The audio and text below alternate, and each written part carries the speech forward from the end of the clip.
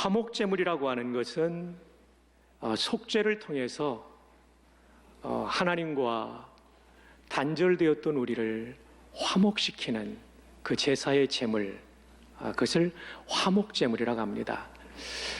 히브리 말로는 단수형은 샬렘이고요, 복수형은 샬라밈인데 번역하면 화목제물 또는 교통은 깊은 교제를 말하죠. 커뮤니언, 이 성찬도 대문자 C로 쓰면 성찬이라는 뜻이 있습니다. 커뮤니언, 교통에 대해서 하나님과 교통하는 것, 사람과 교통하는 게 성찬이죠. 기본적인 이 샬렘과 샬라밈의 의미는, 제일 먼저의 의미는 속죄하다. 그 다음에 우리의 죄로 말미암아 하나님의 진노를 풀어드리다. 세 번째는 그래서 결국은 관계가 회복되어 하나님의 자녀가 되고 구원을 누리게 되다. 이런 뜻을 가지고 있습니다. 여러분, 레위기에 나오는 구약의 제사를 드리는 순서는 다음과 같습니다. 제일 먼저 드리는 것은 속죄의 제사입니다. 이 속건제라는 것은 성물을 잘못했거나 남의 것을 강탈하거나 훔쳤을 때 드리는 제사가 속건제인데, 대표적으로는 속죄제라고 말할 수 있어요. 제일 먼저 하나님 앞에 나아갈 때 드려야 될 것은 죄 용서받는 겁니다. 그 다음에 두 번째 드리는 제사는 번제인데, 이 번제는 우리 한자로는 태울 번자를 쓰지만 히브리 말로는 조금 뜻이 다릅니다. 히브리 말로는 한번 발음을 따라해 보실까요? 올라흐. 예, 올라흐. 예, 올라에다가 흐를 넣어야 됩니다. 올라흐. 이 올라흐의 뜻이 뭐냐면 다 올라가다라는 뜻입니다. 우리말하고 히브리 말이 뜻이 비슷해 버립니다. 번제는 제물을 하나도 남김없이 다 태워서 하나님께 드리기 때문에 다 올라가다, 이게 번제입니다. 번제의 뜻은 두 가지인데, 속죄의 의미가 있으면서도 헌신을 뜻합니다. 헌신. 1번은 속죄, 2번은 속죄와 헌신. 세 번째 드리는 소제는 유일하게 곡식으로 드리는데, 이 소자가 곡식 소자입니다. 곡식으로 드려요. 이것은 정결함을 의미합니다. 성도는 헌신을 하되 정결한 삶을 가지고 헌신하는 것. 또 이 소제는 또 하나의 뜻이 있다면 충성입니다. 어제는 열심히 헌신했는데 오늘은 헌신하지 않으면 불충이죠. 변함없이 충성하는 것과 정결을 의미합니다. 네 번째 화목제도 속죄의 의미가 있고요. 그리고 두 번째로는 하나님과 이웃과의 관계 회복, 그리고 이로 말미암은 감사. 그래서 화목제는 속죄와 관계 회복과 감사의 이런 중의적인 뜻을 가지고 있다, 이렇게 이해하시면 되겠습니다. 오늘은 이 네 번째인 화목제에 초점을 맞추어서 살펴보려고 합니다. 우리 모두는 죄인이기 때문에 하나님 앞에 직접 나아갈 사람은 아무도 없습니다. 그래서 하나님께서 그 거룩하신 하나님 앞에 직접 나아갈 수 없기 때문에, 나아가면 즉사하기 때문에 우리를 대신한 중보자를 보내주셨고, 그분이 바로 예수님이고, 그분은 우리의 속죄제 또는 화목제가 되어서 우리와 하나님 사이를 재연결하신 것입니다. 이 사실을 오늘 본문은 이렇게 설명하고 있습니다. 요한일서 4장 10절, 사랑은 여기 있으니 우리가 하나님을 사랑한 것이 아니요 하나님이 우리를 사랑하사 우리 죄를 뭐하기 위하여? 속하기 위하여. 그리고 화목제가 별명이 감사제인데 기본의 의미가 속죄의 뜻이 있다는 것을 이 본문이 명료하게 드러내줍니다. 우리 죄를 속하기 위하여 화목제물로 그 아들을 보내셨음이라. 예수님께서 이 땅에 오신 가장 큰 목적은 속죄입니다. 죄인의 속죄. 그분의 화목제물 되신 가장 큰 목적은 우리들의 속죄입니다. 우리는 너무나 죄가 많은 존재이기 때문에 하나님이신 그분이 오셔서 우리의 죄 문제를 완전히 해결해 주신 것이죠. 그래서 이 은혜에 대하여 영국의 찬송가의 아버지라고 불리는 아이작 와츠라는 찬송 작시자가 있습니다. 이분은 수천 곡의 찬송가 작시를 했는데 그분의 지은 찬송가 작시 중에 공인된 찬송가만 750곡이나 되는 분, 그래서 찬송가의 아버지라고 불려집니다. 그분이 지은 찬송 중에 하나가 이것입니다. 웬 말인가 날 위하여 주 돌아가셨나, 이 벌레 같은 날 위해 큰 해 받으셨나. 여기 주 돌아가셨나, 우리를 위해 죽으신 분이 주님이시라는 거죠. 그리고 우리는 어떤 존재냐면 이 벌레 같은 나, 미물인 나, 진토에 불과한 나, 그리고 추하고 더러운 벌레처럼 이 가슴 속에 탐욕과 죄성이 가득 차 있는 나를 위하여 그분이 피를 흘려 주셨다는 거죠. 목사인 저를 들여다봐도 제 안에 탐욕이 있고 더러운 죄성이 가득 차 있습니다. 불교계의 고승인 성철 스님은 맑은 영혼을 갖기 위하여 10년을 불에 익히지 않은 생식을 드셨고 20년을 영을 맑게 하고 수도하기 위해서 앉아서 주무셨습니다. 장좌불화하셨습니다. 돌아가시면서 하신 말씀이 뭐냐면 뇌재가 얼마나 많은지, 저 수미산을 넘는다. 수미산은 불교의 전설 속의 산으로서 22만 킬로미터가 넘는 높은 산인데 그 산을 넘을 만큼 뇌재가 많다. 구원의 길을 발견하지 못했지만 인간의 죄성에 대한 꽤 깊은 통찰을 하신 거죠. 바울 사도도 말합니다. 그의 인생의 전반부가 아니라 후반부에 나는 죄인 중에 괴수로다. 현재 동사 에이미 동사가 비동사 현재형이 I am, 헬라어로는 에이미 동사 비동사가 쓰였어요. 현재형, 지금 현재도 나는 죄인 중에 괴수다. 여러분, 이 사실에 웬만한 성도들은 다 동의할 겁니다. 그러나 동의하지 못하는 분이 있다면, 나는 죄인이 아니라고 생각하는 분이 있다면 그분은 아직은 은혜의 햇빛을 덜 받은 사람입니다. 밝은 태양빛이 쏟아지게 되면 작은 허물도 눈에 띕니다. 그러나 어두운 밤에는 웬만한 허물도 눈에 띄지 않습니다. 성도는 은혜를 받으면 받을수록 내 안에 있는 죄성이 더 보이고, 그렇기 때문에 예수님의 십자가가 얼마나 가치 있는지 이 벌레 같은 날 위에 대속의 제물이 되어주신 그 주님의 은혜 앞에 고개를 숙이지 않을 수가 없는 것이죠. 그래서 4절은 이렇게 작시되어 있습니다. 나 십자가 대할 때에 그 일이 고마워 내 얼굴 감히 못 들고 눈물 흘리도다 늘 울어도 눈물로서 못 갚을 줄 알아 몸 밖에 드릴 것 없어 이 몸 바칩니다.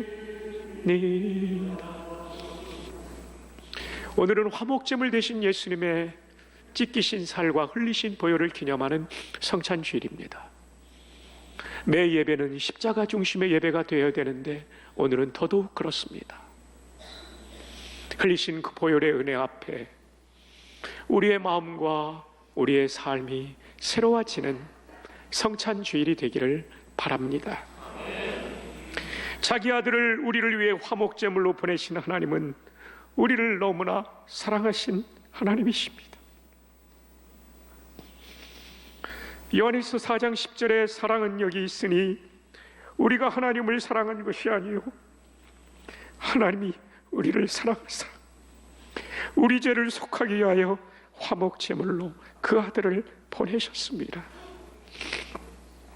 사도 요한은 요한복음 3장 16절에서 이렇게 말합니다.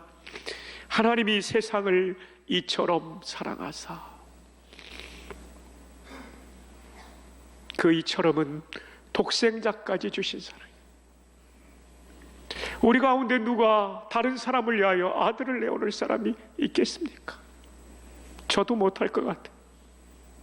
하나님이 근데 이처럼 독생자를 주신 것, 그만큼 이처럼이라는 부사가 우리말 성경에 세 번째로 나옵니다. 단어가 영어 성경에도 so라는 단어가 세 번째 나옵니다. 근데 놀랍게도 헬라어 원문에는 첫 번째로 나옵니다. 후토스, 이처럼. 가르, 왜냐하면 에가페센, 사랑하셨다. 호데오스, 하나님께서 톤 코스몬, 세상을. 헬라어는 강조되는 단어부터 나옵니다. 영어와 우리말하고 다릅니다. 강조되는 단어부터. 그래도 해석에 아무 문제가 없는 것이 명사는 성과 수가 있고 주격, 소유격, 역격, 목적격 다 있기 때문에 아무 문제 없습니다. 동사 형태는 에가페센, 부정과거형이 눈에 확 들어옵니다. 아무 문제가 없어요. 제가 무슨 말합니까? 이처럼이라는 단어가 우리말에는 세 번째 단어로 나오지만 헬라어에는 첫 번째로 나와요. 번역하면 이렇습니다. 이처럼 사랑하셨다. 하나님이 세상을.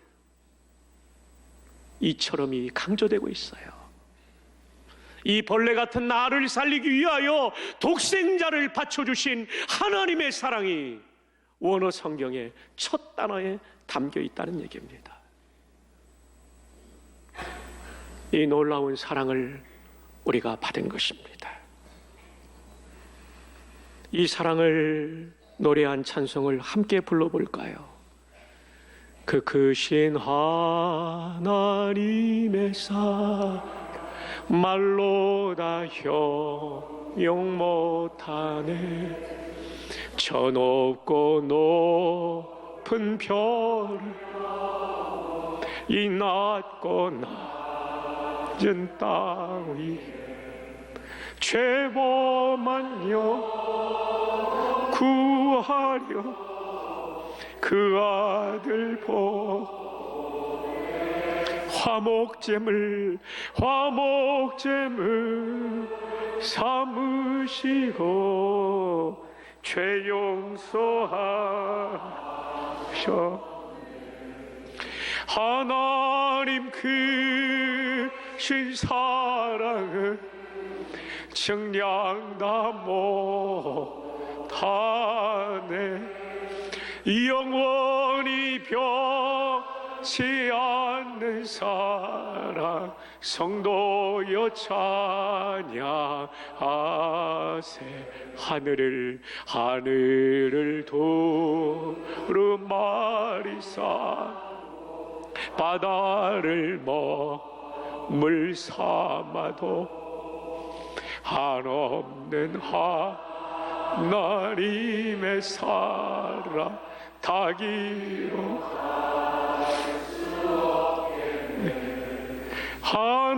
하나님의 그 신사랑 그 어찌 닿을까. 저 하늘로 비싸도 채우지 못하. 하나님 크신 사랑을 증량다 못하.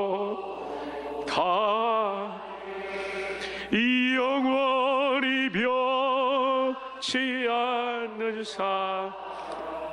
성도여 찬양하세. 이 사랑을 느끼면 우리가 새롭게 살아야 되지 않을까요? 강론은 보이지 않는 은혜입니다. 듣는 은혜입니다. Invisible Grace입니다. 그러나 성찬은 보는 은혜거든요.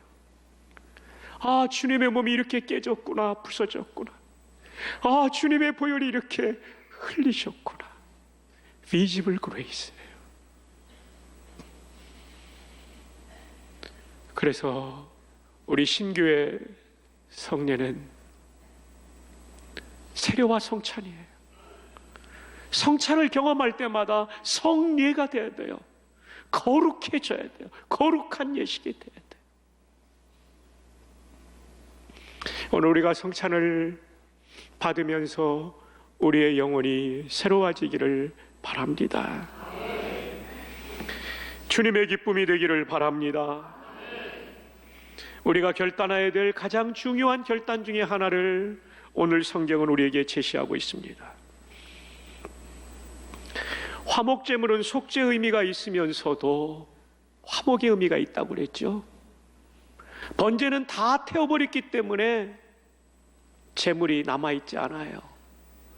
화목제물은 남겨진 제물이 있었어요. 이 제물을 제사장과 성도들이 함께 먹으며 교제의 떡을 나눈 것이 화목제물의 특징이에요. 여러분, 제물을 먹는다. 어떤 느낌이 드십니까? 성찬과 같다는 느낌을 가지실 거예요. 화목제물 속에는 성찬의 의미가 담겨 있어요. 물론 성찬에 대하여 구약적으로 가장 중요한 개념을 담고 있는 것은 유월절 제물입니다. 예수님은 유월절 때 십자가에 죽으셨고 이 유월절 제물을 먹으시면서 성만찬을 제정하셨습니다. 그래서 가장 중요한 성찬의 근거는 유월절 제물입니다. 그러나 또 하나가 화목제물이에요. 그들은 화목제물을 먹으면서 그동안 쌓였던 인간적인 섭섭함과 미움과 분노와 앙금을 다 씻어버리고 주님께서 나를 용서하셨던 것처럼 성도가 성도를 용서하는 그런 회복의 식사를 화목제물과 함께 나누게 된 것이죠. 그래서 오늘 화목제물을 중심으로 요한일서를 살펴보면 그 전의 내용과 후의 내용, 전 문맥과 후 문맥은 전부 형제들아 우리가 서로 사랑하자. 이 화목제물의 정신이 고스란히 요한일서를 채우고 있고 요한일서에 흘러가는 내용이라는 것입니다. 화목제물에 대한 10절의 말씀 다음 절이 11절입니다. 사랑하는 자들아 하나님이 이같이 우리를 사랑하셨은즉 우리도 서로 사랑하는 것이 마땅하도다. 선택의 문제가 아니라 당연히 해야 될 문제라고 말씀합니다. 심지어 요한일서는 성도를 사랑하지 않는 성도에 대해서 이렇게 강한 어조로 경고하고 있습니다. 그 첫 번째 경고는 성도를 미워하는 자는 어둠에 있는 자라고 말합니다. 요한일서 2장 9절 빛 가운데 있다면서 그 형제를 미워하는 자는 지금까지 어둠에 있는 자요 그의 형제를 미워하는 자는 어둠에 있고 또 어둠에 행하며 갈 곳을 알지 못하나니 이는 그 어둠이 그의 눈을 멀게 하였습니다. 형제, 성도를 가리킵니다. 성도를 미워하는 자는 눈이 먼 사람과 같이 신앙의 길이 어디로 가야 될지를 모르고 방황하게 된다는 것입니다. 얼마나 무서운 경고입니까? 두 번째, 성도를 미워하는 자는 마귀의 자녀라고 말합니다. 하나님의 자녀가 되었지만 마귀 자녀처럼 살 수 있다는 것이죠. 요한일서 3장 10절에 이러므로 하나님의 자녀들과 마귀의 자녀들이 드러나나니 교회 안에서 드러난다는 겁니다. 하나님의 자녀지만 하나님 자녀 같은 사람과 마귀 자녀 같은 사람이 떠오른다는 겁니다. 의를 행하지 아니하는 자나 또는 그 형제를 사랑하지 아니하는 자는 A와 B입니다. 둘 중 어느 하나를 행하지 않으면 하나님께 속하지 않았다는 것입니다. 우리는 흔히 의를 행하지 아니하는 것만 범죄로 여깁니다. 그러나 성경은 형제를 사랑하지 아니하는 것도 마치 마귀의 자녀처럼 사는 범죄라고 가르치고 있습니다. 셋째로, 성도를 미워하는 자는 가인 같은 살인자라고 말합니다. 요한일서 3장 15절, 그 형제를 미워하는 자마다 살인하는 자니라고 했고, 요한일서 3장 12절, 가인같이 하지 말라, 그 악한 자에게 속하여 그 아우를 죽였으니. 미워하는 건 가인처럼 살인자가 된다고. 네 번째, 성도를 미워하는 자는 사망에 머무는 자라고 말합니다. 요한일서 3장 14절, 우리는 형제를 사랑함으로 사망에서 옮겨 생명으로 들어간 줄을 알거니와 사랑하지 아니하는 자는 사망에 머물러 있느니라. 누군가에 대한 미움이 가득 차 있으면 내 영혼에 죽음의 고통과 죽음의 어두움이 나를 지배한다는 거죠. 심리학에서도 누군가를 미워하는 것은 사실은 나를 해친다고 그러죠. 미움보다 강력한 에너지가 없습니다. 그 미움은 그대로 나를 해치는 것이라고. 그러나 사랑하는 것은 그를 살릴 뿐만 아니라 나를 살리는 것이라고 말합니다. 다섯째로, 성도를 미워하는 자는 하나님을 모르는 자라고 말합니다. 요한일서 4장 7절과 8절을 이어서 봉독합니다. 시작.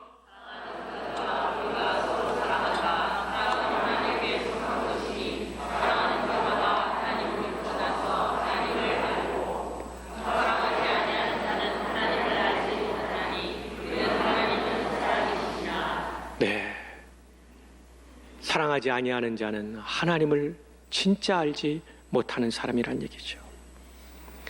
온갖 무서운 말이 성도를 미워하는 자에게 쏠려 있습니다.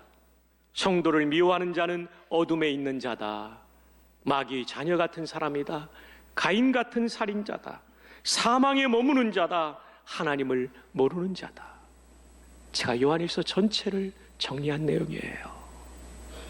여러분, 이 말씀을 듣고도 미워하시겠습니까? 그럴 수는 없지요. 사도 요한은 하나님의 그 엄청난 사랑과 예수님의 그 엄청난 희생인 화목제물의 근거에 우리가 구원받았으므로 이제는 우리도 하나님처럼 그들을 용서하며 사랑하는 공동체가 되라고 말씀하고 있습니다. 구약의 성도들이 화목제물을 먹으면서 화해가 시작되고 더 적극적인 사랑이 시작된 것처럼 오늘 우리는 성찬을 먹으면서 화해와 더 큰 사랑이 시작되기를 바랍니다. 오랫동안 신앙생활 하다 보면, 아니 그러지 않죠. 오래지 않아도 교회 안에서 서로 아픔을 주고받은 분들이 계실 거예요. 언제까지 그냥 두시겠습니까? 오늘 성찬에 참여하면서 화목제물의 정신으로 화해할 수 있기를 바랍니다. 저도 노력해야 될 부분이 있음을 고백합니다. 저기도 이 사랑이 부족함을 고백합니다. 대부분의 성도들에게는 저는 관용이 많이 있다, 또는 관용을 베푼다라고 생각합니다. 그러나 리더들에게는, 목사님이나 장로님이나 안수집사님이나 권사님에게는 제 마음속에 기준이 있거든요. 적어도 목사님이고 장로님이고 안수집사님이고 권사님이라면 예배의 모범이 되고 기도 생활의 모범이 되고 내 시간표를 하나님 중심으로 바꿔야 된다라고 하는 이 간절함이 저한테 있거든요. 그리고 힘들고 어려운 봉사가 있을 때 누구보다도 선봉에 서기를 바라는 마음이 있는데 그렇지 않은 분들을 볼 때 제 마음이 상처가 되더라고요. 그러더니 왠지 모르게 저도 그분들을 미워하는 마음이 있었더라고요. 하나님의 성령께서 저에게 계속해서 가르쳐 주십니다. 안타까운 마음은 가지되 미워하지는 마라. 그리고 바른 길을 제시하라. 제가 여러분을 더 사랑하기를 힘쓰겠습니다. 여러분도 저와 여러분 사이에 더 깊은 사랑과 신뢰, 그리고 여러분과 여러분 사이에 더 깊은 사랑과 신뢰가 회복되기를 축복합니다. 이것이 오늘 성찬 예배를 드리는 목적입니다. 화목제물은 두 가지 목적, 속죄와 화해와 더 깊은 사랑으로 나아가라는 것입니다. 오늘 우리가 이 성찬에 참여하면서 이런 진정한 회복이 있기를 주 예수님의 이름으로 축복합니다.